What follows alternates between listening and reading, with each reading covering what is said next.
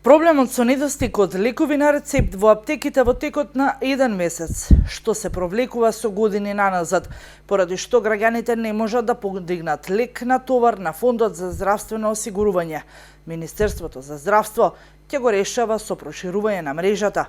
Ова денес го најави министерот за здравство Венко Филипче пред почетокот на 41-иот пленарен состанок на здравствената мрежа на земјите од Југоисточна Европа за работата на здравјето во регионот. Само годинава, Фондот за здравствено осигурување во Македонија во повеќе наврати дополнително ги изголемуваше квотите на аптеките, бидејќи по одреден датум во месецот поголем дел од нив ги трошаа квотите и граѓаните не можеа да подигнат лек на рецепт.